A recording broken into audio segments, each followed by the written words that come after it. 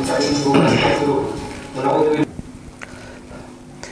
إن الحمد لله نحمده ونستعينه ونستغفره ونعوذ بالله من شرور أنفسنا ومن سيئات أعمالنا. من يهده الله فلا مضل له ومن يضلل فلا هادي له وأشهد أن لا إله إلا الله وحده لا شريك له وأشهد أن محمدًا عبده ورسوله أرسله بالحق بشيرا ونذيرا بين يدي الساعة. من يطع الله ورسوله فقد رشد ومن يعصهما فقد غوى فإنه لا يضر الله شيئا ولا يضر إلا نفسه. أما بعد فإن خير الحديث كتاب الله وخير الهدى هدى محمد صلى الله عليه وسلم وشر الأمور محدثاتها وكل محدثة بدعة وكل بدعة ضلالة كل ضلالة في النار. فأعوذ بالله من الشيطان الرجيم. وعنده مفاتيح الغيب لا يعلمها إلا هو ويعلم ما في البر والبحر وما تسقط من ورقة إلا يعلمها ما من حبة في ظلمات الأرض ولا رطب ولا يابس إلا في كتاب مبين. وهو الذي يتوفاكم في الليل ويعلم ما جرحتم بالنهار ثم يبعثكم فيه ليقضى أجل مسمى ثم إليه مرجعكم ثم ينبئكم بما كنتم تعملون. حضرات، عقیدہ ایک مسلمان کی زندگی کی اساس ہے، بنیاد ہے. اگر عقیدہ درست ہوتا ہے تو انسان کے تمام اعمال درست ہوتے ہیں. اگر عقیدہ بگڑ جائے، گڑبڑ ہو جائے تو انسان کی زندگی کے سارے اعمال زیرو ہو جاتے ہیں، ان کا کوئی فائدہ نہیں ہوتا ہے. سورہ انعام کی جو آیت میں نے آپ کے سامنے پڑھی، اس میں رب کریم نے یہ بتلایا ہے کہ ایک مومن کا عقیدہ یہ ہونا چاہیے کہ غیب کا سارا علم اللہ کو ہے. غیب کسے کہتے ہیں؟ جو انسان کے ادراک، علم، احساسات کے دائرے میں نہ آ سکے، کسی طرح انسان اس کو سمجھ نہ سکے، دیکھ نہ سکے، جان نہ سکے، اس کو غیب کہا جاتا ہے. انسان کی زندگی یا انسان کی جو صلاحیت ہے، صلاحیت کے حساب سے وہ کم جانتا ہے، اکثر اس کے لیے غیب ہی ہے. پورے عالم الغیب، آخرت غیب ہے، عالم برزخ غیب ہے. اسی دھرتی پر اکثر چیزیں انسان کے لیے غیب ہیں، وہ نہیں جانتا. تو اللہ نے بیان فرمایا وعنده مفاتیح الغیب، غیب کی ساری کنجیاں اللہ تعالیٰ کے اختیار میں ہیں، اللہ تعالیٰ کے ہاتھ میں ہیں. کیا مطلب ہوا؟ یعنی جتنا بھی انسین ہے، جتنا انسان جان نہیں سکتا، سمجھ نہیں سکتا ہے، سب کچھ اللہ تعالیٰ کے علم میں ہے. فرمایا آگے اس کی اور تشریح ہو گئی، وَيَعْلَمُ مَا فِي الْبَرِّ وَالْبَحْرِ، خشکی میں، تری میں، سمندر میں، زمین پر جتنی چیزیں ہو سکتی ہیں، کیڑا مکوڑا سے لے کر کے شجر حجر سے لے کر کے پہاڑ، ساری چیزیں، سب کے بارے میں اللہ کو علم ہے، تفصیلی علم ہے، مکمل علم ہے. اس کی اور تشریح ہوئی وَمَا تَسْقُطُ مِن وَرَقَةٍ إِلَّا يَعْلَمُهَا، کسی درخت سے اگر ایک پتا بھی گرتا ہے اس کو بھی اللہ تعالیٰ کو علم ہوتا ہے. کسی دنیا میں جتنے درخت ہیں اور جتنے پتے ہیں، جتنے پھل ہیں، جتنے پھول ہیں، جتنی شاخیں ہیں، سب کا علم اللہ کو تفصیل کے ساتھ ہے.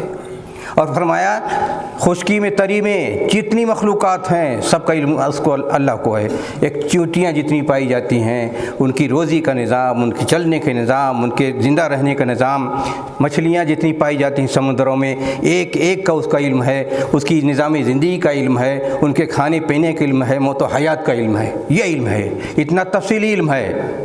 اس کے بعد اور آگے فرمایا کہ ایک دانہ بھی اگر زمین میں آپ بوتے ہیں، تاریکی ہوتی ہے، چھپا ہوا تھا دانہ، یا دانہ کہیں آپ کسی خشکی میں ڈال دیں، کسی تری میں ڈال دیں، کہا ہر چیز کو تفصیل کے ساتھ اللہ تعالیٰ نے تقدیر کتاب میں لکھ رکھا ہے. اس آیت میں آیت نمبر 59 میں اتنا سب کچھ اللہ نے بیان کیا. کس لیے بیان کیا ہے؟ اس لیے بیان کیا ہے تاکہ انسان اور خاص طور پر مسلمان یہ جان لیں کہ ان کی زندگی کی جتنی سرگرمیاں ہیں، ان کی جتنی زندگی کی حرکتیں ہیں، ان کی زندگی کے جتنے اعمال ہیں، زندگی میں جتنی سوچ ہے، جتنی میں جو کچھ انسان صلاحیتیں ملتی ہیں، دیکھتا ہے، چلتا ہے، سنتا ہے، جانتا ہے، پڑھتا ہے، لکھتا ہے، اچھا کرتا ہے، برا کرتا ہے، کماتا ہے، کھاتا ہے، پیتا ہے، کا سب کی تفصیلات اللہ تعالیٰ کے معلوم ہیں. کوئی چیز ڈھکی چھپی نہیں ہے.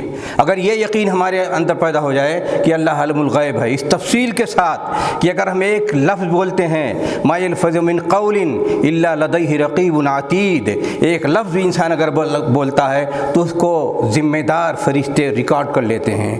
اگر یہ ہمارا عقیدہ بن جائے اور یہ معلوم ہو کہ ہم اللہ تعالیٰ کے سامنے کھلے ہوئے ہیں، ہماری کوئی چیز پوشیدہ نہیں ہے، حتیٰ کہ وَيَعْلَمُ خَائِنَةَ الْأَعْيُنِ وَمَا تُخْفِي الصُّدُورُ، نگاہیں اگر خیانت کرتی ہیں، دلوں میں جو ہم نے چھپا رکھا ہے، احساسات، جذبات، خیالات، امنگیں، خواہشیں، جتنی چیزیں چھپا رکھی ہیں کہ اللہ تعالیٰ اس کو بھی جانتا ہے. اگر یہ یقین ہمیں ہو جائے اور اس یقین کی بنیاد پر زندگی گزاریں تو آپ اندازہ لگائیں کہ جب اللہ کی نگہبانی ہمارے پیچھے لگی ہوئی ہے، ہر شخص کی ہر معمولی حرکتیں، ایک لفظ بولتا ہے اس کو بھی اللہ تعالیٰ دیکھتا ہے، جانتا ہے اور اس کا ریکارڈ رکھا جاتا ہے. تو بتائیے اگر صحیح معنوں میں یہ عقیدہ بن جائے کہ اللہ تعالیٰ سب کچھ جانتا ہے تو انسان کوئی غلطی کرے گا، فسق و فجور کی زندگی گزارے گا، غلط عقیدہ رکھے گا، شریعت کی مخالفت کرے گا. تو یہ اسی لیے بتایا گیا ہے. یہ کوئی اچھا، یہ اللہ تعالیٰ کی جو انفارمیشن ہے قرآن کریم میں اتنے ایکوریٹ ہوتے ہیں، اتنے کامل مکمل ہوتے ہیں کہ ذرہ برابر کسی شک و شبہے کی گنجائش نہیں ہوتی ہے. انسان کا علم ترددات کا شکار ہوتا ہے، شبہات کا شکار ہوتا ہے، غفلت کا شکار ہوتا ہے، غلطی کا شکار ہوتا ہے، تمام عیب ہوتے ہیں. لیکن رب کریم کا جو علم ہے وہ بالکل پرفیکٹ ہے، ایکوریٹ ہے، ایک ذرے کی گنجائش کا سوال نہیں ہوتا ہے. اگر یہ عقیدہ ہمارا بن جائے کہ اس طرح اللہ تعالیٰ ہمارے بارے میں سب کچھ جانتا ہے، نگرانی ہو رہی ہے، تو بتائیے انسان کا مزاج کیسے بنے گا، انسان کی طبیعت کیسے بنے گی، انسان کس طرح عمل کرے گا، انسان کس طرح زندگی گزارے گا. کبھی یہ بے خوف ہو سکتا ہے، کبھی غفلت آ سکتی ہے، کبھی وہ غلط کام کر سکتا ہے، نگہبانی ہو رہی ہے اور حساب کتاب ہونے والا ہے. تو یہ ایک آیت میں آپ بتائیے اللہ کے علم غیب کے بارے میں بتا دیا گیا ہے. اس سے زیادہ تفصیل کوئی چیز ہو سکتی ہے؟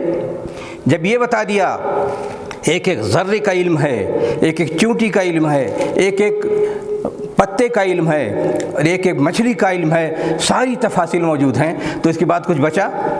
اس کے بعد کچھ نہیں بچا. اس کے بعد صرف یہی رہ جاتا ہے، ہمارے لیے پیغام ہے، ہمارے لیے میسج ہے کہ جب اتنا اللہ تعالیٰ کی علم محیط ہے، ساری کائنات کو ذرے کو چھائے ہوئے ہے، ساری کائنات اس کے علم کے اندر موجود ہے، سب کی اس کی خبر رکھتا ہے، تو اس کے بعد نتیجہ یہ بننا چاہیے، عقیدہ یہ بننا چاہیے اور ہماری زندگی کا رخ اس طرح بننا چاہیے. ہم اپنی زندگی کا سیٹ اپ ایسے بنائیں کہ ہمارے اندر کوئی کمی نہ ہو، نیکیاں ہی نیکیاں کریں، اچھائیاں ہی اچھائیاں کریں.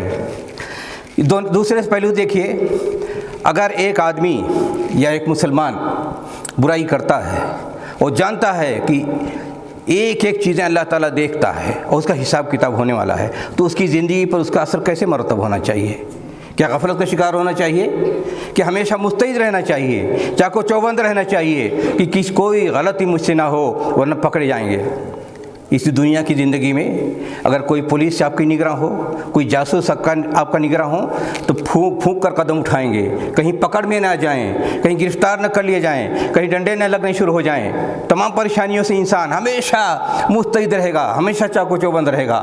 یہ کیا ہے؟ ان کی حیثیت کیا ہے اللہ کے علم کے مقابلے میں؟ وہاں جتنا اللہ تعالیٰ کے علم محیط ہے اور انسان کی ہر ڈھکی چھپی کو جانتا ہے. انسان حتیٰ کہ جو چیزیں ایک آدمی کو اس کی بیوی نہیں جانتی، اس کا بچہ نہیں جانتا، اس کی ماں نہیں جانتی، اس کی بیٹی نہیں جانتی، اس کا کوئی صحیح دوست، پکا دوست نہیں جانتا ہے، وہ ساری چیزیں اللہ تعالیٰ جانتا ہے. حتیٰ کہ انسان خود نہیں جانتا جو چیزیں وہ بھی اللہ تعالیٰ جانتا ہے. 24 گھنٹہ میں انسان کتنی اچھائیاں کرتا ہے، کتنی برائیاں کرتا ہے. اگر پوچھا جائے کہ بتاؤ آپ نے 24 گھنٹہ میں کتنی غلطیاں کی ہیں، کتنی اچھائیاں کی ہیں، کوئی آدمی بتا سکتا ہے؟ لیکن اللہ تعالیٰ کے ہاں ہر چیز کا ریکارڈ موجود ہے۔ ایک کسی سیکنڈ میں آپ نے غفلت میں، بھول میں، جان بوجھ کر کے دوسرے کے بہکاوے میں، لالچ میں، ڈر میں، کسی ناحیے سے، کسی جذبے میں، کسی حالت میں اگر کوئی آپ نے غلط کام کیا ہے، سب کچھ ریکارڈ میں موجود ہے۔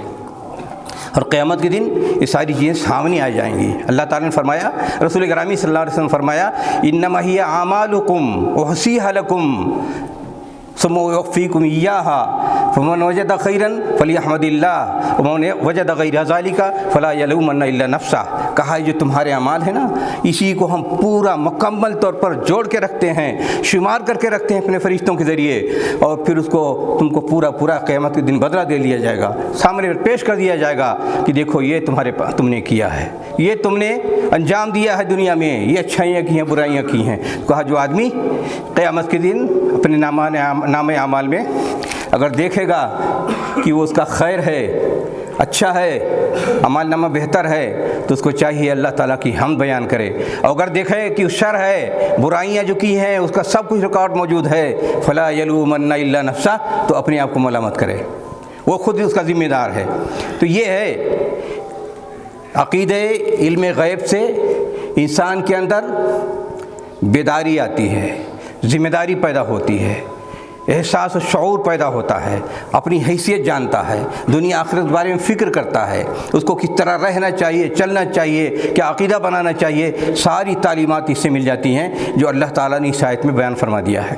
اس سے زیادہ دنیا میں آج کے زمانے میں جو یہ ڈیجیٹل سسٹم چلا ہے، ہر چیزیں ریکارڈ کرنے کی کوشش کی جاتی ہے، اس میں اتنا دم نہیں ہے کہ ایک انسان کی زندگی کو مکمل طور پر ایک منٹ سیکنڈ کا ریکارڈ کر سکے، لیکن اللہ تعالیٰ نے کرامن کاتبین کو جو متعین کیا ہے، وہ ہر لمحہ، ایک سیکنڈ، ایک منٹ، ہر آدمی کی ساری چیزوں کو ریکارڈ کیا جا رہا ہے، اور اس میں یہ بھی کہ کسی طرح کی کوئی غلطی نہیں ہے، مکمل ایکوریسی کے ساتھ سب کچھ ریکارڈ کیا جا رہا ہے۔ اب بتائیے اگر یہ صورتحال موجود ہے، اور آپ کو یقین ہے، اذعان ہے کہ یہ صورتحال موجود ہے، اللہ تعالیٰ نے یہ نظام بنا رکھا ہے ریکارڈ کرنے کا انسان کے اچھے برے کا، اور اس کو پیش کیا جائے گا، تو اس سے ڈر پیدا ہونا چاہیے طبیعت میں کہ نہیں؟ انسان کے فکر و خیال میں، انسان کی طبیعت میں ڈر پیدا ہونا چاہیے، خوف الہی۔ اللہ تعالیٰ خوف اسی چیز سے پیدا ہوتا ہے۔ خوف کس سے پیدا ہوتا ہے؟ جو گہرائی کے ساتھ انسان کے اندر خوف پیدا ہو جائے کہ اس کے بارے میں ہمیں پوچھا جائے گا، اس کی سزا مل سکتی ہے، اس کا جزا مل سکتا ہے، اور اس کو مکمل طور پر انسان شعور و اذعان کے ساتھ اپنے دل و دماغ میں بٹھا لے، تو ہی سب سے بڑا خوف ہے۔ اور اسی لیے اللہ تعالیٰ نے اس اپنے کلام پاک میں اس زور کے ساتھ، اس تفصیل کے ساتھ بیان کر دیا ہے، اس سے مکمل طور پر یہ علم دے دیا ہے آپ کو کہ دیکھیے اللہ کا علم غیب کیا ہے، اس کو کسے کہتے ہیں۔ یہ تو غیب کی بات ہو گئی، جس کے اندر نگرانی، جس کے اندر خوف، جس کے اندر جزا، جس کے اندر سزا کی ساری بات گویا بتا دی گئی ہے کہ آپ اللہ تعالیٰ کو اس ناحیے سے جانیے، مانیے۔ اس طرح وہ ساری دنیا کی نگرانی کر رہا ہے، اس کا علم ہر طرف محیط ہے، اور شروع سے تھا آخر تک رہے گا، اس میں کوئی کمی نہیں ہے، مکمل طور پر ایکوریٹ علم ہے، اور اسی علم کی بنیاد پر ہر آدمی کے ذرہ ذرہ کے اچھے برے کے اس کے یہاں ریکارڈ موجود ہے، حساب کتاب ہونے والا ہے۔ یہ ہوتا ہے، یہ ہے میسج اس آیت کا، یہ ہے پیغام اس آیت کا، اور اس کو صحیح ڈھنگ سے سمجھ لیں، جان لیں، تو اس سے بڑا سبق کوئی نہیں ہے، اور اس سے بڑی بصیرت کوئی نہیں ہے، اور اس سے بڑا فہم کوئی نہیں ہے۔ اس کے بعد چلیے آیت نمبر 60 میں اللہ نے بیان فرمایا، وَهُوَ الَّذِي يَتَوَفَّاكُم فِي اللَّيْلِ وَيَعْلَمُ مَا جَرَحْتُم بِالنَّهَارِ۔ اب زندگی کی بات کی جا رہی ہے، غیب کی بات ہوئی، اب حاضر زندگی میں جو کچھ بیت رہی ہے اس کے بارے میں بات کی جا رہی ہے۔ فرمایا اللہ تعالیٰ نے، رات جب آتی ہے آپ کو نیند آتی ہے، اس نیند کو اللہ تعالیٰ نے بیان فرمایا، یہ گویا آپ کی زندگی کی بساط لپیٹ دی جاتی ہے۔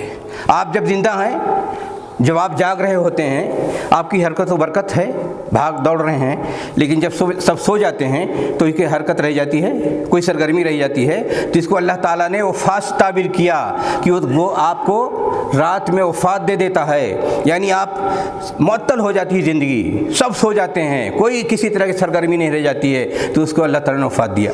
اچھا، یہ بھی بیان، اس سے اللہ تعالیٰ سبق دینا چاہتے ہیں کہ آپ جب سو گئے، بے اختیار ہو گئے، بے خبر ہو گئے، آپ کی ساری صلاحیتیں سو گئیں، اور اگر اللہ تعالیٰ چاہے تو دو شکل ہوئی، ایک تو ساری صلاحیتیں سو جاتی ہیں اس وقت، تو آپ بالکل حرکت بدکر نہیں، گویا موت کی طرح مردہ ہو گئے۔ دوسرے کہا کہ یہ بھی ہے کہ زندگی دوبارہ اللہ تعالیٰ دیتا ہے۔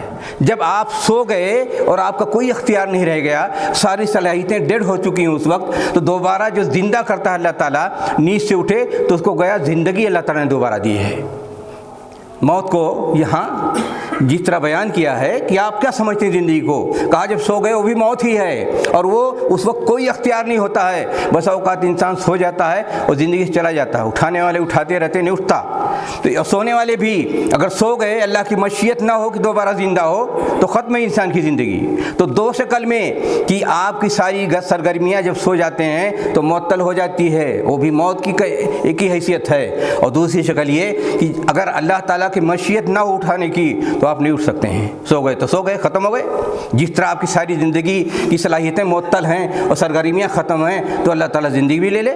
تو یہاں دو اللہ تعالیٰ نے باتیں بتائی ہیں کہ زندگی آپ سو گئے تو اس کو موت سمجھ لیں، اور دوسرے یہ کہ جب آپ سو گئے اللہ تعالیٰ کی مشیت نہ ہو تو آپ اٹھ بھی نہیں سکتے ہیں، سوتے ہی رہ جائیں گے۔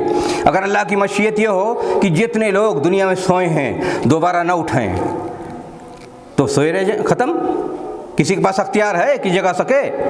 دنیا میں کسی کے اختیار ہے کہ جگا سکے؟ اگر اللہ کی مشیت یہ ہو جائے کہ رات آئی سب سو گئے اور اللہ تعالیٰ چاہے کہ اب اٹھنا نہیں ہے ان کو، سب ختم سمجھو، تو کسی کے اختیار میں جگا سکے انسان، زندگی دے سکے؟ تو یہ میسج دینا چاہتا اللہ کہ زندگی اللہ کے اختیار میں ہے، چاہے تو سونے میں آپ کو ختم کر دے، چاہے پھر جگا دے آپ کو، ورنہ یہ بھی ایک زندگی کا مرحلہ ہے کہ ہر روز 24 گھنٹہ محنت، 12 گھنٹہ محنت کرنے کے بعد جب سوتے ہیں تو سو جانا بھی گویا آپ کی ساری صلاحیتیں معطل ہیں، سرگرمیاں معطل ہیں، اور اللہ تعالیٰ اس کو موت قرار دے دے اور مردہ کر دے تو کسی دنیا میں کسی کے پاس اختیار نہیں ہے کہ انسان کو جگا سکے، ختم ہے وہ۔ تو یہاں میسج کیا دیا جا رہا ہے؟ میسج یہ دیا جا رہا ہے کہ زندگی میں ساری سرگرمیاں وہ بھی اللہ کے اختیار میں، سوتے ہیں آپ تو وہ بھی اللہ کے اختیار میں، پھر دوبارہ اللہ تعالیٰ اٹھاتا وہ بھی اللہ تعالیٰ کے اختیار میں ہے، آپ کے اختیار میں کچھ نہیں۔ فرمایا وَهُوَ الَّذِي يَتَوَفَّاكُم بِاللَّيْلِ وَيَعْلَمُ مَا جَرَحْتُم بِالنَّهَارِ۔ زندگی جب رات دن میں آپ جتنی سرگرمیاں ہوتی ہیں، کہا وہ سب جانتا ہے اللہ تعالیٰ ہے۔ آج انسان کی تعداد کتنی؟ 8.5 ارب۔ ہر آدمی جتنا جو کچھ کر رہا ہے، جب اس کو دن ملا، وہ دن میں جتنی اس کی سرگرمیاں ہیں سب کا اس کو پتہ ہے۔ دنیا میں جتنا بھی نگرانی کرنے والے موجود ہیں، اس طرح وہ نگرانی کر سکتے ہیں؟ ہے کسی کے اختیار میں؟ بتایا نبی کہ ایک آدمی کی 24 گھنٹہ کی زندگی کی نگرانی نہیں ہو سکتی، اور اس کی جتنی سرگرمیاں ہیں پورا ریکارڈ ڈیجیٹل دنیا نہیں کر سکتی، لیکن اللہ نے فرمایا وَيَعْلَمُ مَا جَرَحْتُم بِالنَّهَارِ۔ جب آپ کو دوبارہ زندگی ملی اور دن آیا تو آپ کی ساری سرگرمیاں جاری ہو گئیں، جتنے لوگ ہیں جس طرح کی سرگرمی ہے، کہاں سب کچھ اللہ تعالیٰ جانتا ہے۔ موازنہ کیجئے، آج انفارمیشن ٹیکنالوجی کے ذریعے ساری دنیا کو کنٹرول کرنے کی کوشش کی جاتی ہے اور زیادہ سے زیادہ ریکارڈ رکھنے کی کوشش کی جاتی ہے، لیکن ایک ایک فرد کی زندگی کا ایک ایک لمحہ جو محنت کرتا ہے، کوشش کرتا ہے، جس ڈھنگ کی، جس صلاحیت کی، کوئی جہاز اڑا رہا ہے، کوئی ٹرین چلا رہا ہے، کوئی آفس میں بیٹھ کر کے سیاست کر رہا ہے، کوئی نظام حکومت چلا رہا ہے، کوئی معیشت کا نظام چلا رہا ہے، جتنی سرگرمیاں ہیں سب کچھ اللہ کی نگاہ میں ہیں، سب کچھ اللہ تعالیٰ جانتا ہے، اس کے سوا کوئی نہیں جانتا ہے۔ یعنی اختیار اللہ تعالیٰ کا اتنا ہے کہ ساری سرگرمیوں کی خبر رکھتا ہے، اور دنیا کی کوئی ایسی طاقت نہیں ہے جو خبر رکھتا ہو۔ تو اللہ نے فرمایا زندگی، موت، حیات، سونا، جاگنا، سب کی خبر اللہ تعالیٰ کو ہے۔ پھر فرمایا یہ تو 2 مرحلے ہوئے، سونے کے اور جاگنے کے، اور سونے کا عمل اور اور دن میں عمل کرنے کا، محنت کرنے کا عمل۔ پھر تیسرا مرحلہ آیا، فرمایا ثم یبعثکم فیہ لیقضی اجل مسمی۔ کہا پھر اللہ تعالیٰ موقع دیتا ہے، آپ کو محنت کرتے ہیں، کوشش کرتے ہیں، جو تقدیر میں لکھ دیا گیا ہے، جتنی عمر ہے، جتنا زندگی ہے، جتنا کام ہے، جتنی صلاحیت ہے، سب کو پورا کرنا ہے۔ یہ مرحلہ تیسرا مرحلہ اللہ نے بتا دیا۔ دیکھیے ایک ہی آیت میں کتنی چیزیں بتا دی جاتی ہیں۔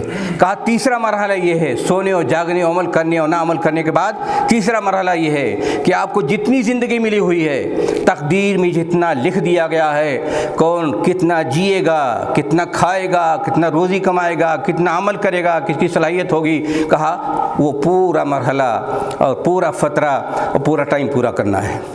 ثم پھر چوتھا مرحلہ، کہا پھر انسان کو لوٹ کر اللہ کی بارگاہ میں جانا ہے۔ ثم ينبئكم بما كانوا يعملون، پانچواں مرحلہ، پھر ساری تفصیلات جتنی موجود ہیں انسان کے عمل کی ریکارڈ کی، سب کو قیامت کے دن پیش کر دیا جائے گا، آگاہ کر دیا جائے گا، یہ لو تم نے یہ کام کیا ہے۔ تو اس ایک آیت میں 5 چیزیں بتا دی گئیں۔ سونے کا مسئلہ، اس کو موت کر اللہ تعالیٰ نے قرار دیا، یعنی یہ انسان جب سوتا ہے بے عمل ہو جاتا ہے۔ دوسرا یہ کہ جب جاگا تو سرگرم ہو گیا، ساری سرگرمیاں عمل جاری ہو گیا، دوسرا مرحلہ۔ تیسرا مرحلہ کہ انسان کو موقع دیا اللہ تعالیٰ نے زندگی گزارے۔ ان تمام 5 مراحل میں کسی کو کوئی اختیار ہے؟ کوئی اختیار نہیں۔ سونے ہی کا مسئلہ لے لیجئے، بس اوقات انسان کو نیند نہیں آتی ہے، بھٹکتا پھرتا ہے ایک اسپتال سے دوسرے اسپتال، ایک ڈاکٹر سے دوسرے ڈاکٹر، لیکن اس کو ساری دوائیاں کھاتا ہے لیکن نیند نہیں آتی ہے۔ اور آج بڑا مسئلہ لوگوں کی نیند کا ہے کہ لوگ ٹینشن کا شکار رہتے ہیں، کتنے لوگ نیند نہیں آتی پریشان رہتے ہیں۔ تو نیند کا مسئلہ، اچھا نیند کا مرحلہ، نیند کا اختیار کس کو ہے؟ اللہ کو ہے۔ پھر نیند سے اٹھانے کا اختیار کس کو ہے؟ اللہ کو ہے۔ پھر یہ کہ جو موقع دیتا ہے کہ اب دوبارہ آئے، عمل کرو اور جتنی عمر ملی ہوئی ہے اس میں عمل کرو، اس کا اختیار کس کو ہے؟ پھر یہ کہ زندگی ختم ہو جاتی ہے، اللہ کی بارگاہ میں جانا ہے، اس کا اختیار کس کے پاس ہے؟ پھر یہ کہ جو کچھ کیا آپ نے ساری تفصیلات اعمال نامہ آپ کے سامنے پیش کر دیا جائے گا اور بتا دیا جائے گا کہ دیکھو یہ تمہارا عمل تھا، یہ کرتے رہے۔ 5 مراحل جس آیت میں بیان کیے گئے، اور ہر چیز کا اختیار صرف اللہ کو ہے۔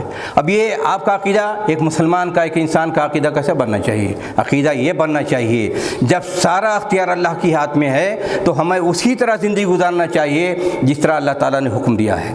کمائیں تو حلال کمائیں، فرائض و واجبات ادا کریں، بدعت نہ کریں، شرک نہ کریں، ایک اچھا انسان بننے کی کوشش کریں، اپنے کسی قول و فعل سے شریعت کی مخالفت نہیں ہونی چاہیے، اور ہر طرح ہماری ساری کوشش یہ ہونی چاہیے کہ رب کریم کو ہم خوش کر لے جائیں۔ انسان کی زندگی کا حاصل کیا ہے؟ انسان کی رب اوزعنی ان اشکر نعمتک التی انعمت علی وعلی والدی وان اعمل صالحا ترضاہ۔ کیا ہوتا ہے؟ ساری زندگی کی محنت کا حاصل یہ ہوتا ہے کہ رب کریم ہم سے راضی ہو جائے، یہی ہے۔ تو یہ 5 مراحل جو اللہ تعالیٰ نے بیان فرمائے کہ سب کچھ اللہ کے اختیار میں ہے، لہٰذا ہمیں وہ کام کرنا چاہیے جو اللہ تعالیٰ کی خوشنودی کا باعث ہو، اللہ تعالیٰ ہمارے عمل سے خوش ہو جائے، ہمارے اعمال کو قبول فرما لے، ہم سے راضی، ہم سے ناراض نہ ہو۔ انسان کی زندگی کا سب سے 2 لفظ کی کہانی ہوتی ہے، یا اس طرح زندگی گزاریے کہ اللہ تعالیٰ خوش ہو جائے، یا اس طرح زندگی گزاریے کہ اللہ تعالیٰ تم سے ناخوش ہو جائے۔ یہ 2 آیتوں میں اللہ تعالیٰ نے انسان کو تفصیل کے ساتھ بیان کیا۔ قل هو القاہر، آگے فرمایا کہ سب کچھ اللہ تعالیٰ کے اختیار میں ہے۔ قہر کسے کہتے ہیں؟ قہر کا مطلب یہ ہوتا ہے کہ پوری طاقت کے ساتھ کسی چیز پر مکمل طور پر جو انسان غلبہ ہو۔ ساری مخلوقات کو اللہ نے پیدا کیا، انسان، جن اور جتنی دوسری مخلوقات ہیں، کہا سب کچھ اللہ تعالیٰ کے اختیار میں ہے، مکمل طور پر اختیار میں ہے، کوئی چیز ذرہ برابر بھی اس کے اختیار سے باہر نہیں ہے۔ قل هو القاہر فوق عبادہ، اللہ تعالیٰ ہی کے اختیار میں سب کچھ ہے۔ سب خاص طور پر بندوں کے اوپر اللہ تعالیٰ نے جو موقع دیا ہے، اچھا کریں یا برا کریں، کہا سب کچھ اس کے باوجود اس کے اختیار میں ہے۔ انسان کو جو اختیار ملا ہوا ہے اچھا برا کرنے کا، کہا وہ بھی اللہ تعالیٰ نے دیا ہے، اس کے اختیار سے باہر نہیں ہے۔ اللہ تعالیٰ نے فرمایا کہ اس نے تمہاری حفاظت کے لیے فرشتے بھیج رکھے ہیں، یرسل علیکم حفظہ۔ حفظہ کیا ہے؟ یہ زندگی اتنی آسانی سے جو کٹ جاتی ہے، ایک مسئلہ یہ بھی ہے کہ اللہ کے فرشتے اگر حفاظت کے لیے یہاں موجود نہ ہوتے تو انسان زندگی نہیں گزار سکتا تھا۔ اور اللہ کی حفاظت کے فرشتے نیکیاں برائیاں لکھتے ہیں، کرامن کاتبین، پھر انسان کی حفاظت کے لیے ہیں۔ حفاظت ہو رہی ہے انسان کی، دشمن سے حفاظت ہو رہی ہے، جنوں بھوتوں سے حفاظت ہو رہی ہے، بلکہ بعض اوقات احادیث سے پتہ چلتا ہے کہ کم سے کم ہر انسان کے پیچھے 8 فرشتے لگے ہوئے ہیں، رحمت کے فرشتے، اچھائیوں برائیوں کو لکھنے والے فرشتے، آگے پیچھے حفاظت کرنے والے فرشتے، رحمت کے فرشتے۔ انسان جب نیکیاں کرتا ہے جو اس کو ڈھانپ لیتے ہیں، تو گویا اگر انسان کی تعداد اس وقت 8.5 ارب ہے تو اس سے 8 گنا زیادہ فرشتوں کی تعداد ہے۔ حفظہ کہ اللہ تعالیٰ نے یہ تمہاری حفاظت کے لیے بھیج رکھے ہیں۔ پھر اس کے بعد جب کسی انسان کی موت کا وقت آتا ہے، حتی اذا جاء احدکم الموت، جب انسان کے وقت آتا ہے تو فَتَرُسُلُنَا هُمْ لَا يُفَرِّطُونَ، جب وقت آتا ہے اجل، موت کا وقت جب آتا ہے تو فرشتے روح قبض کر لیتے ہیں، اور اس میں کوئی تفریط نہیں ہوتی ہے۔ تفریط کا مطلب کیا؟ تفریط یہ کہ 1 سیکنڈ نہ آگے نہ پیچھے، جو وقت مقرر کر دیا گیا ہے اس وقت کے مطابق فرشتے روح قبض کرتے ہیں۔ ساری دنیا کے لوگ اگر اکٹھا ہو جائیں اور کسی انسان کو موت سے بچانا چاہیں تو 1 سیکنڈ کے لیے تاخیر کرنے کی طاقت نہیں ہے ساری انسانوں کے لیے۔ یہ فرتون کا مطلب یہ ہوتا ہے، لا یفرطون، کسی طرح کی کوئی کمی ان کے ہاں موجود نہیں ہے، کسی طرح کی کوئی رعایت موجود نہیں ہے، 1 سیکنڈ کے لیے آگے پیچھے کوئی مسئلہ نہیں ہوتا ہے۔ اب اس سے کیا میسج ملتا ہے؟ انسان اتنا بے بس ہے کہ موت کا جب وقت آئے گا تو 1 سیکنڈ کے لیے آگے پیچھے کوئی مسئلہ نہیں ہو سکتا ہے، تو چوکس رہنا چاہیے انسان کو، کب کسی کی موت آ جائے۔ بس اوقات انسان موت بچپن میں آ جاتی ہے، جوانی میں آ جاتی ہے، بڑھاپے میں آ جاتی ہے، کسی وقت بھی آ سکتی ہے۔ کوئی جانتا ہے؟ موت کے بارے میں کوئی نہیں جانتا ہے کب کسی کی موت واقع ہونے والی ہے۔ جو وقت اللہ تعالیٰ نے طے کر دیا ہے اس وقت میں نہ تاخیر ہو سکتی ہے، نہ تقدیم ہو سکتی ہے، نہ آگے ہو سکتی ہے، نہ پیچھے ہو سکتی ہے۔ اور اگر کسی انسان کا کوئی بہت چہتا ہو لوگوں کے لیے اور سب کی خواہش ہو کہ اللہ تعالیٰ اس کو چھوڑ دیں، کسی انسان کے بس کی بات ہے؟ اس میں کوئی تصرف کر سکے؟ تصرف کا کوئی اختیار نہیں ہے۔ ساری دنیا کے انسان مل کر کے اگر یہ چاہیں کسی انسان کی موت میں تقدیم و تاخیر کر دیں تو کوئی اختیار نہیں، کسی کو کچھ نہیں کر سکتے ہیں۔ یہ اجل کا فیصلہ ہے، طے ہے۔ تو اللہ نے یہاں اس آیت میں کتنی چیزیں بیان کی۔ حفاظت کے فرشتے موجود ہیں، اللہ تعالیٰ سب پر غالب ہے۔ اب غالب اور قدرت کی بات آپ دیکھ لیجئے، سیاسی مسئلہ ہو، کوئی ایک محلے کا مسئلہ ہو، اگر غلط قسم کی چیزیں ہوں انسان پریشان ہو جاتا ہے۔ ملک کا مسئلہ ہو، اگر غلط قسم کی سیاست ہو رہی ہے، غلط قسم کے لوگ ہوں، ظالم ہوں، تو انسان کی زندگی اجیرن ہو جاتی ہے۔ لیکن اللہ تعالیٰ کا جو غلبہ ہے ساری کائنات پر اور انسانوں پر، وہ غلبہ کس طرح کا ہے؟ کوئی جبر نہیں ہے، کوئی ظلم نہیں ہے، کوئی ستم نہیں ہے، رحمت ہی رحمت ہے۔ انسان کو موقع بھی ملتا ہے، گناہیں معاف کی جاتی ہیں، توبہ کا موقع مل جاتا ہے، اللہ کی رحمت ہوتی ہے، نعمتیں مل رہی ہیں۔ کیا آپ نے دیکھا کبھی کہ اللہ تعالیٰ نعمت کسی سے روکی؟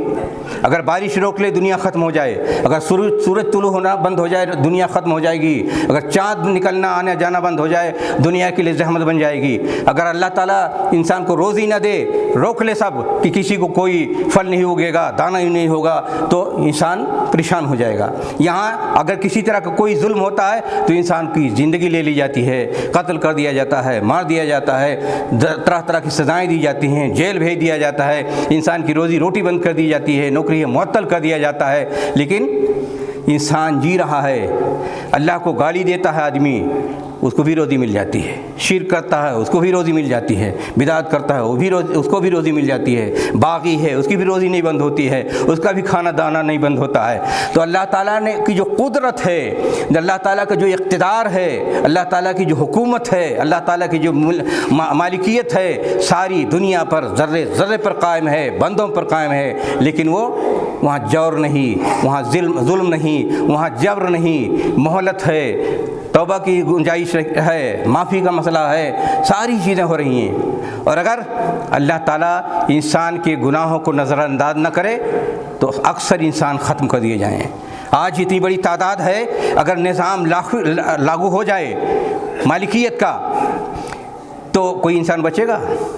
دیکھیے، ایک اللہ تعالیٰ کی ربوبیت ہے جو انسان کو پیدا کرتا ہے، پالتا ہے، روزی دیتا ہے، کھلاتا ہے، پلاتا ہے، مارتا ہے، جلاتا ہے، اور دوسرے اس کی نظام اللہ تعالیٰ کا ایک رحمت کا نظام لاگو ہے۔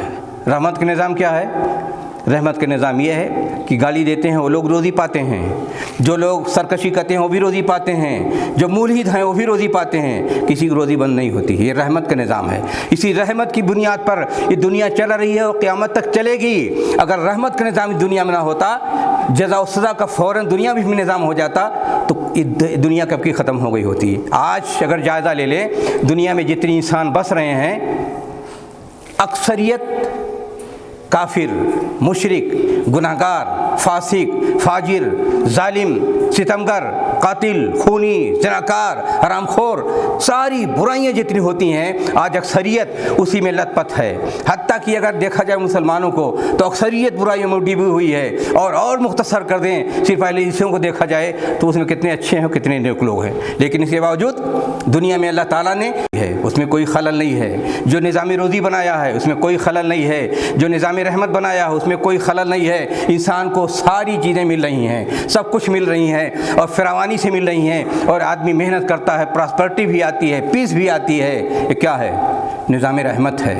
تو اس دنیا میں آپ جان لیجئے کہ نظام ربوبیت بھی ہے، نظام رحمت بھی ہے۔ جیسے سورہ فاتحہ میں اللہ نے فرمایا، سورہ فاتحہ آپ جب پڑھتے ہیں، رب العالمین ہے اور الرحمن الرحیم ہے اور مالک یوم الدین ہے۔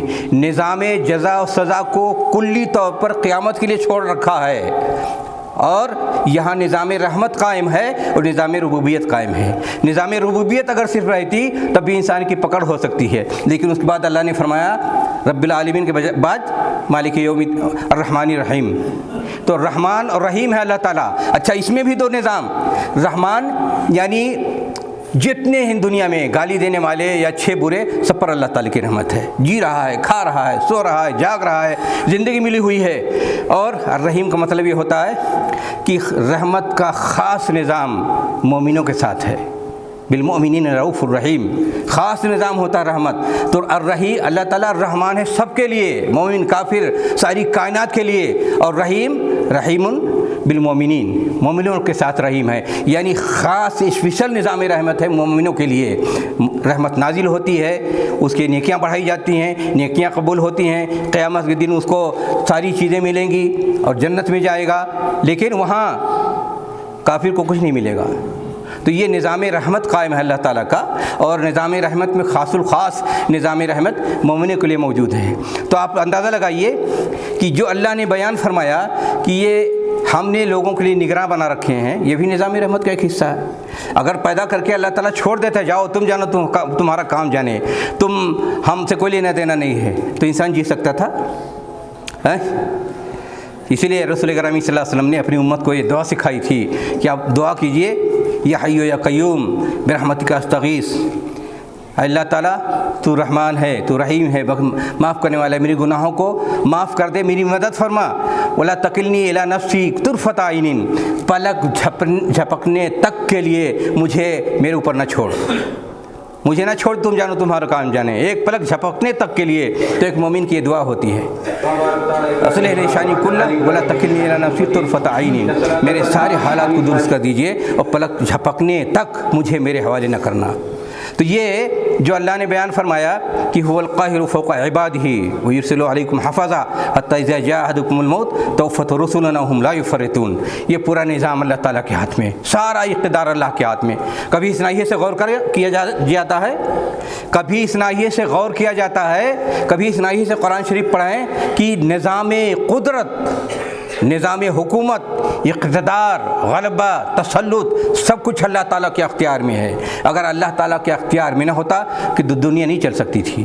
اور اس سے اگر موازنہ کیجئے انسان کے ساتھ، اگر انسان کو کہیں اختیار مل جاتا ہے تو دوسروں کو تنگ کرنا، ستانا، ظلم، زیادتی، جبر، استحصال، اپنا پیٹ بھرنا، دوسروں کو ننگے بھوکے رہنا، یہ ساری کوششیں ہوتی ہیں۔ اور اگر ظالم ٹھہر گیا کوئی تو ساری جس کو چاہے قتل کر دیا، مار دیا، ستایا، زمین چھین لی، جائیداد چھین لی، تباہ برباد کر دیا، یہ تو سب کچھ ہوتا ہے۔ تو اللہ تعالیٰ کا اقتدار قائم ہے، اس میں رحمت ہے، اس میں کرم ہے، نظام ربوبیت ہے اس میں، اور نظام رحمت ہے اس میں۔ اس طرح اس لیے دنیا چل رہی ہے اور چلتی رہے گی۔ اللہ تعالیٰ نے یہ جو نظام بنایا ہے پرفیکٹ ہے اس میں، اور اس میں یہ میسج دیا جا رہا ہے کہ آپ غور سے سوچئے، سمجھیے، جائزہ لیجئے، اور اپنے آپ کو سدھاریے، تب جا کر کے انسان صحیح انسان بنے گا۔ قرآن کریم سے بڑی حقیقت اس دنیا میں کوئی چیز نہیں ہے، سب سے بڑی حقیقت یہی ہے، اس سے بڑی سچائی کوئی نہیں ہے۔ رسول گرامی صلی اللہ علیہ وسلم نے بیان فرمایا کہ اگر کلمہ لا الہ الا اللہ کو تولا جائے تو ساری دنیا زمین آسمان کو ایک طرف رکھ دیا جائے، اور کلمہ لا الہ الا اللہ کو ایک طرف ترازو پر رکھ دیا جائے تو کلمہ لا الہ الا اللہ بھاری ہوگا۔ سب سے بڑی حقیقت یہی ہے، قرآن کریم کلمہ توحید، اور بار بار جو میسج دیا جاتا ہے وہ اسی لیے دیا جاتا ہے کہ آپ اس کو سمجھیں، جانیں اور صحیح ڈھنگ سے عمل کریں۔ پھر فرمایا اللہ تعالیٰ نے جب انسان کو موت ہو جاتی ہے تو اللہ تعالیٰ نے کے پاس انسان کو لوٹ کر جانا ہوتا ہے۔ یہ جانا اور آنا اور یہ کہ مر کے اللہ کی بارگاہ میں حاضر ہونا، یہ عمل جاری ہے۔ روزمرہ انسان دیکھتا ہے جیسے کچھ ہو ہی نہیں رہا ہے، لیکن یہی سب سے بڑا نظام ہے کہ انسان اس دنیا میں پیدا ہوتا ہے، اپنے اختیار سے نہیں آتا ہے، زندہ رہتا اپنے اختیار سے نہیں زندہ رہتا ہے، پھر یہ کہ جب مرتا ہے لوٹ کر اللہ کی بارگاہ میں جانا ہوتا ہے۔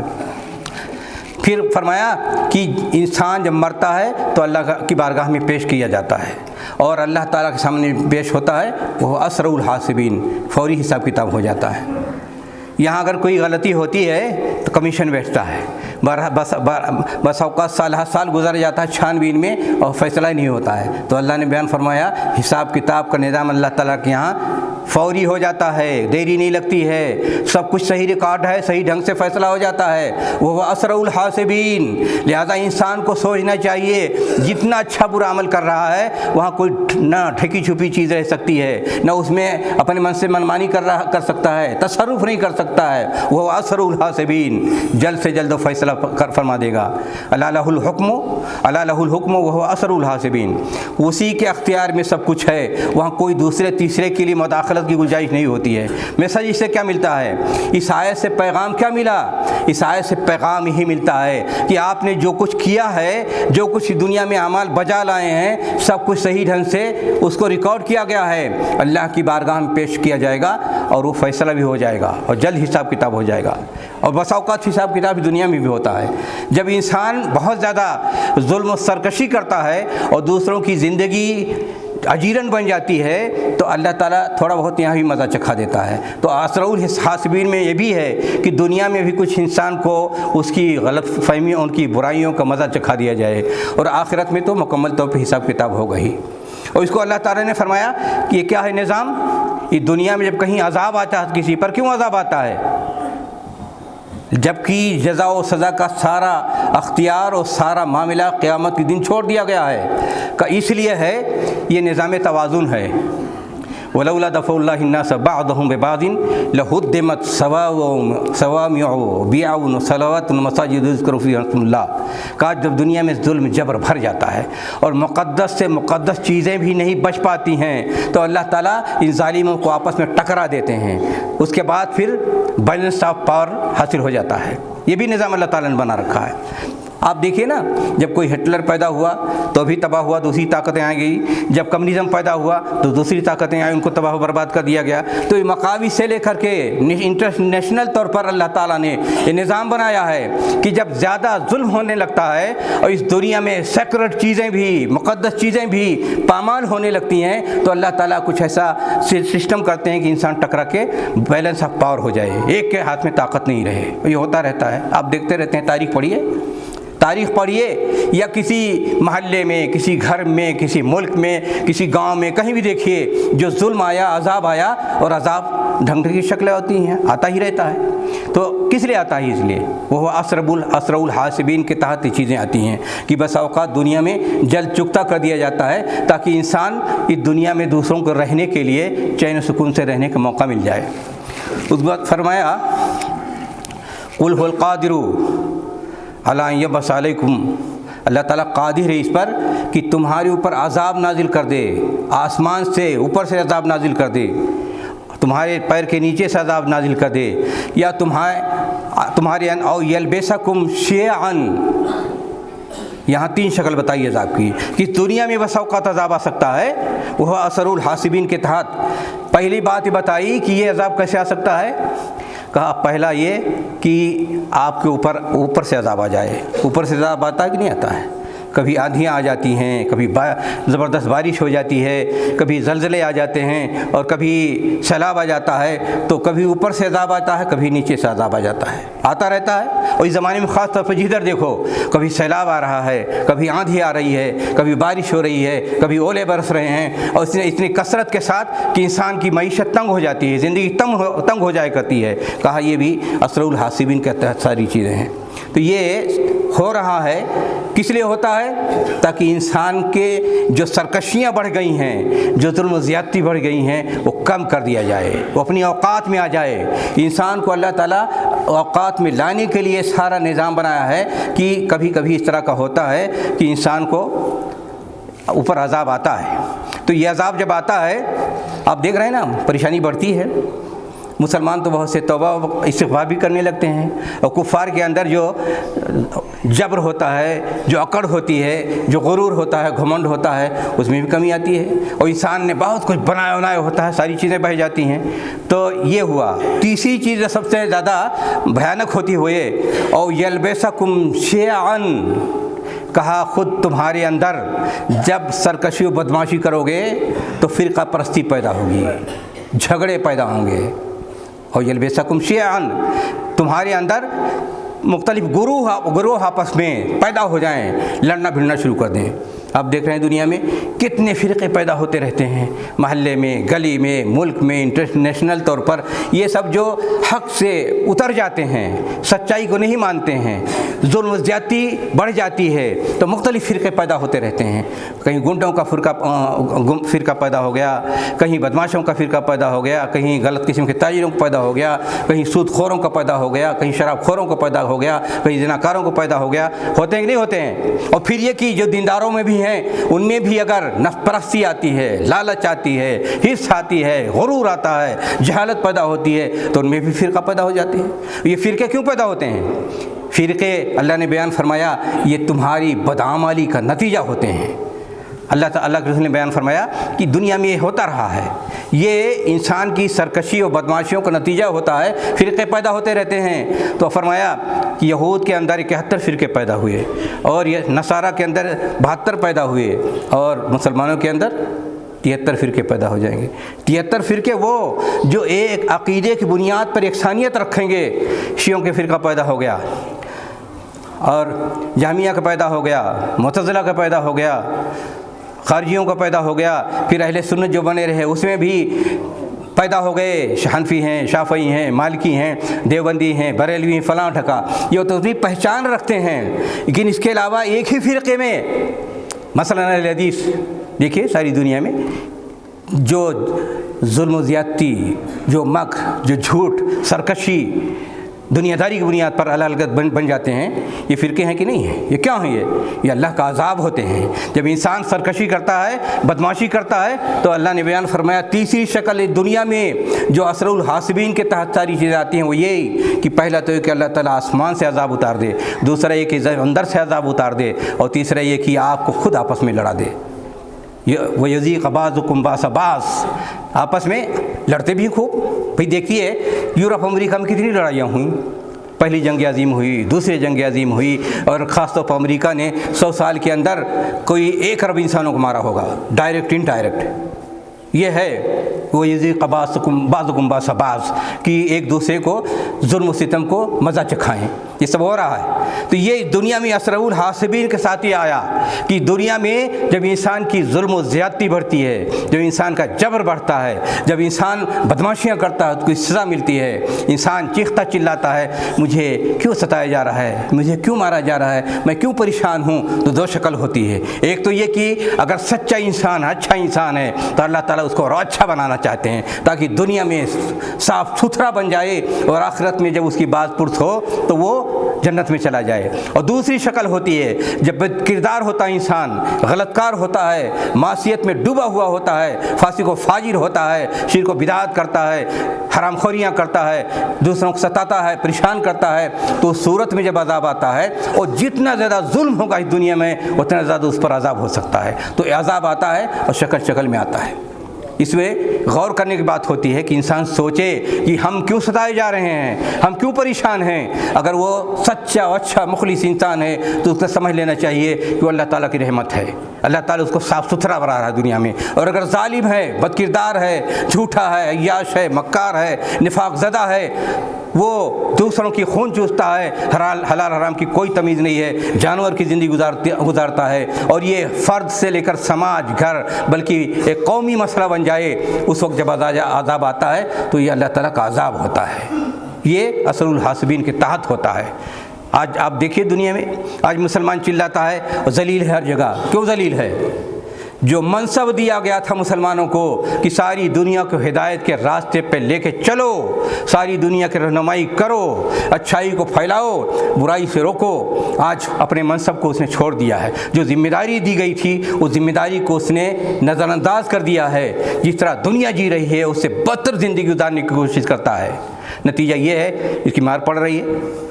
جو منصب آپ کو دیا، قیادت کا منصب دیا گیا ہے، جو آپ کو منصب دیا گیا تھا، لیڈرشپ کا منصب دیا گیا تھا، مسلمانوں کو منصب دیا گیا تھا کہ انسانیت کی رہنمائی کریں، یامرون بالمعروف وینہون عن المنکر، لوگوں کو بتائیں کہ اچھا کیا ہے، برا کیا ہے۔ لیکن آج جتنی برائیاں ہو سکتی ہیں وہ ساری برائیوں میں مسلمان سب سے زیادہ لت پت ہیں۔ اگر دوسرے کے اندر یہاں اخلاقیات ہیں، تجارتی اخلاقیات ہیں، مادی اخلاقیات ہیں، سیاسی اخلاقیات ہیں، ان کے ہاں اگر کچھ بچا بھی ہے یا ہے اس کی بنیاد پر زندگی گزار رہے ہیں۔ آج مسلمانوں کے اندر نہ سیاسی اخلاقیات ہیں، نہ مالی اخلاقیات ہیں، نہ دینی اخلاقیات ہیں، یا اخلاق حسن کی جو تعلیم دی گئی ہے، ہماری زندگی کی، سماج کی جو بنیاد ہے، جس کی بنیاد پر سماج معاشرہ امن کے ساتھ، چین کے ساتھ رہ سکتا ہے، وہ اخلاقیات سب ختم ہیں، کوئی چیز موجود نہیں ہے۔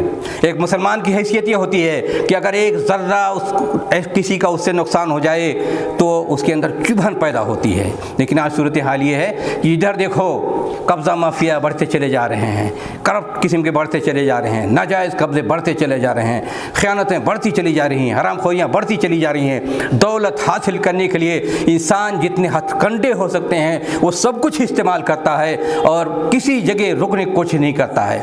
جو لوگ اچھے ہیں، نیک ہیں، وہ تھوڑے سے ہوتے ہیں۔ اور یہ کہ مسلم امت کی خوبی ہے کہ دنیا کتنی بگڑ جائے گی پھر بھی کچھ نہ کچھ ایسے رہیں گے اللہ کے بندے جو اسلام پر مکمل طور پر پابندی کریں گے اور ایک بہترین مسلمان بن کر رہنے کی کوشش کریں گے۔ یہ بھی اپنی جگہ ایک حقیقت ہے۔ اور خود رسول اکرم صلی اللہ علیہ وسلم فرمایا کہ قیامت تک ہمارے مسلمانوں میں ساری دنیا بگڑ جائے گی، جتنی خرابیاں ہو سکتی ہیں انتہا پر پہنچ جائیں گی، لیکن ایک مسلمان جو سچا اچھا ہوگا، قیامت تک دنیا کتنی بگڑ جائے لیکن وہ اپنے دین کا دامن تھامے رہے گا اور صحیح ڈھنگ سے زندگی گزارے گا اور لوگوں کے لیے مشعل ہدایت بن کر رہے گا۔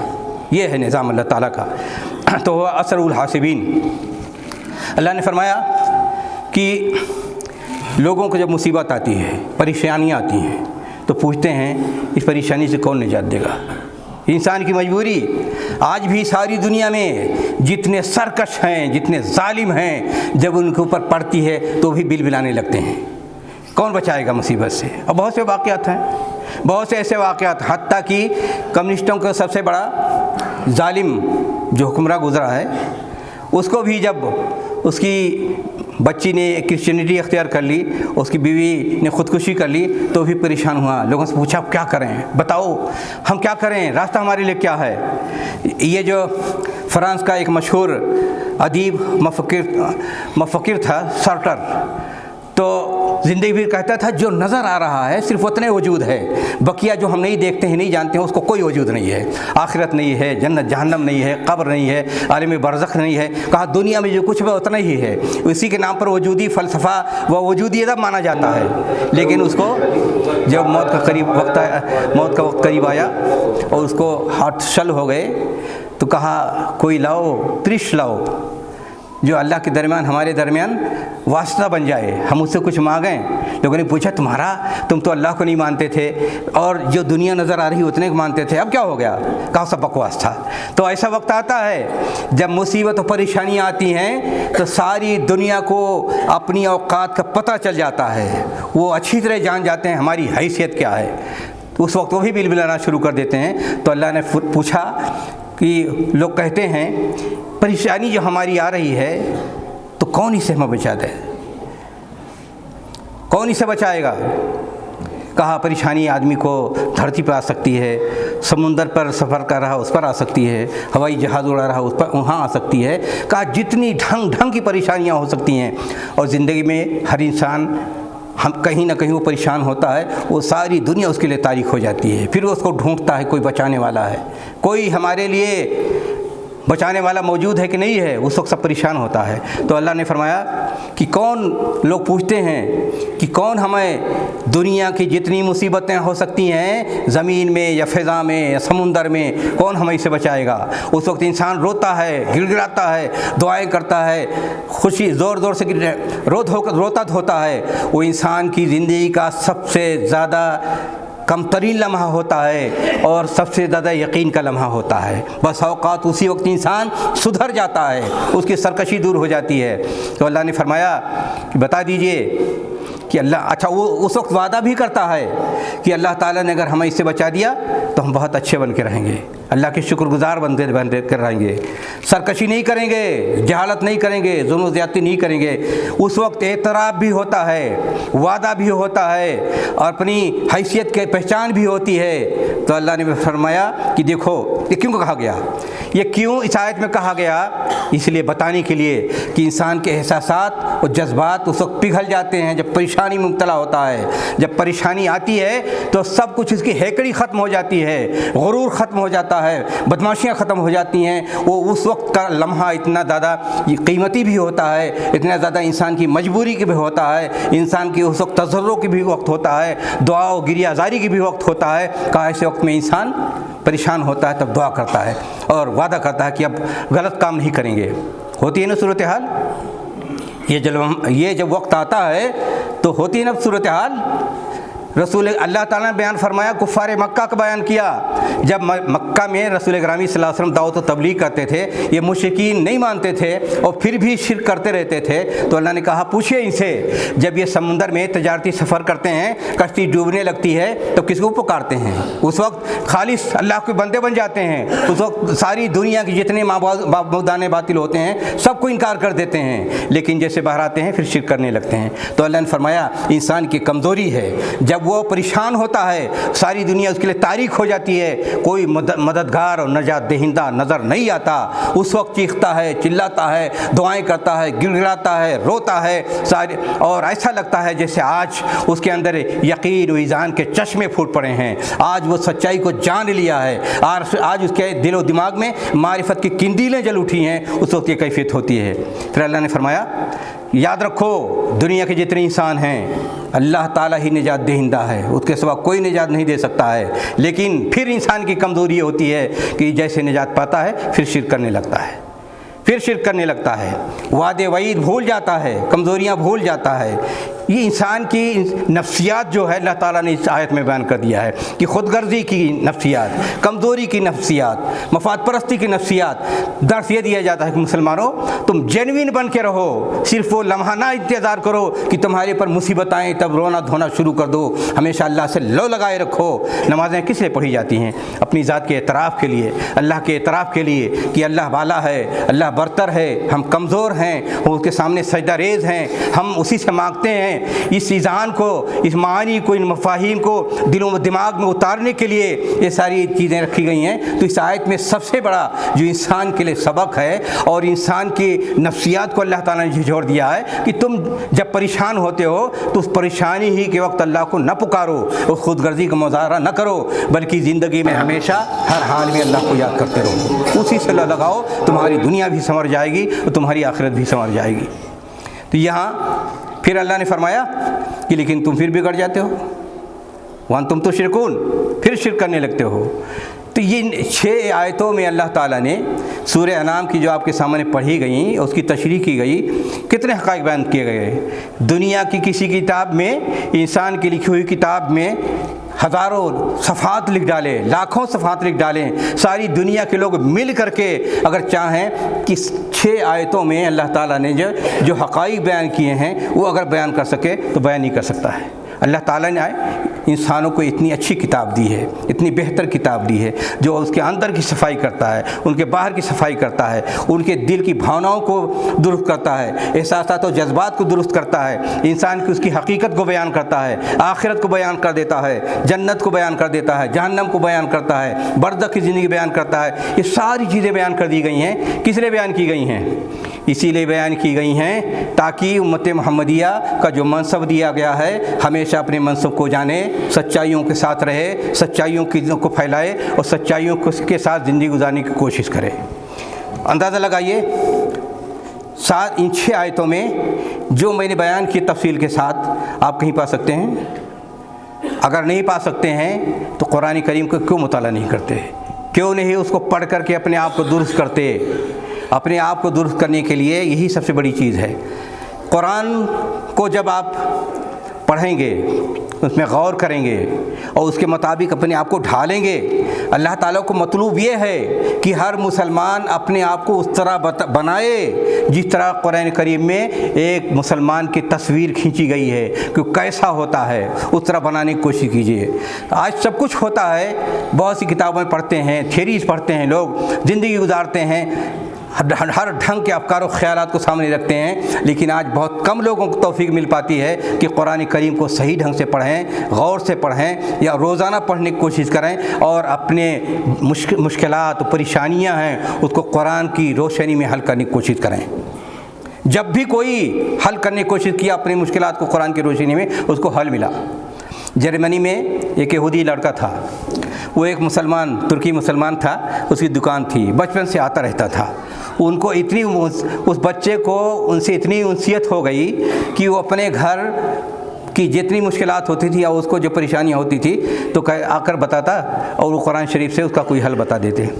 جب وہ اس کے باپ کا انتقال ہو گیا، نہیں ان کا جب ترکی جو تھے دکاندار ان کا انتقال ہو گیا تو اس نے آیا، یہودی لڑکا اب تو جوان ہو چکا تھا، ملا، تعزیت کی ان کے بیٹوں سے، تو ان بیٹوں نے کہا کہ ہمارے باپ نے تم کو یہ گفٹ دیا ہے، لے گیا قرآن شریف، اور اس کو جا کر کے پڑھنا شروع کیا اور بتایا کہ اسی سے تمہارے سارے مسائل حل کرتے تھے۔ وہ کتاب قرآن شریف پڑھنے کے بعد وہ مسلمان ہو گیا۔ پھر اتنا ڈیوٹ ہوا دین کا کہ دعوت و تبلیغ کے لیے اس نے کوشش شروع کی۔ اس کے بارے میں بتایا جاتا ہے کوئی 10 لاکھ لوگوں کو مسلمان بنایا۔ یہ ایک غیر مسلم یہودی، اس کو بھی اگر توفیق ملی قرآن شریف پڑھا تو اس کا یہ حال ہوتا ہے۔ اسی طرح ایک دوسرا واقعہ ہے، جرمنی کا ایک فٹ بالر تھا، اتفاق سے سعودیہ آیا اور تو ریاض میں کسی خاتون نے اس کو قرآن شریف ترجمہ گفٹ میں دیا، عربی انگلش ترجمہ۔ وہ 20 سال تک اپنی لائبریری میں لے جا کر رکھ دیا، دیکھا نہیں لوٹ کر کے۔ ایک دن اتفاق سے اس نے اٹھایا قرآن کریم اور سورہ فاتحہ اس نے پڑھی۔ سورہ فاتحہ پڑھنے کے بعد اس کی آنکھ کھل گئی، مسلمان ہو گیا۔ پھر اس نے جو دعوت و تبلیغ کے لیے محنت کرنے کی لگا دیا اپنی زندگی کو دعوت و تبلیغ کے لیے، اس کے بارے میں بھی ہے کوئی 10 لاکھ لوگوں کو اس نے افریقہ میں مسلمان بنایا۔ تو یہ ہے، اتنا بڑا خزانہ موجود ہے کہ ایک غیر مسلم بھی اگر بائی چانس اتفاق سے بسا اوقات سن لیتا ہے کہ آج مسلمان ہو جاتا ہے، ایک سورت پڑھ لیا مسلمان ہو گیا، پھر اپنی زندگی کو لگا دیا اسلام کے دعوت و تبلیغ کے لیے اور اسلام کے فروغ کے لیے، اور کتنے لوگوں کو دین کے راستے پہ لے آیا۔ مسلمانوں کے اندر خود موجود ہے، پڑھتے بھی ہیں، لگاؤ بھی رکھتے ہیں، گھر میں سجا کے رکھتے بھی ہیں، لیکن پڑھنے کی توفیق نہیں ہوتی ہے۔ نتیجہ یہ ہے کہ اس سے جو استفادہ کرنا چاہیے، اس سے جو فائدہ حاصل کرنا چاہیے، اس سے جو رہنمائی ملنی چاہیے، وہ رہنمائی ہمیں نہیں مل پاتی ہے۔ رہنمائی حاصل کرنے کی ضرورت ہے۔ یہ ہر مسلمان کی زندگی میں قرآن کو داخل ہونا چاہیے۔ طلب العلم فریضۃ علی کل مسلمین، ہر مسلمان بچہ اور بچی کے لیے اوپر ضروری ہے کہ علم دین کو سیکھے، اور علم دین میں سب سے بڑی اولیت کس کی ہے؟ قرآن کریم کو۔ قرآن کریم کو سیکھنا پڑھنا دنیا کی سب سے بڑی سعادت کی بات ہے۔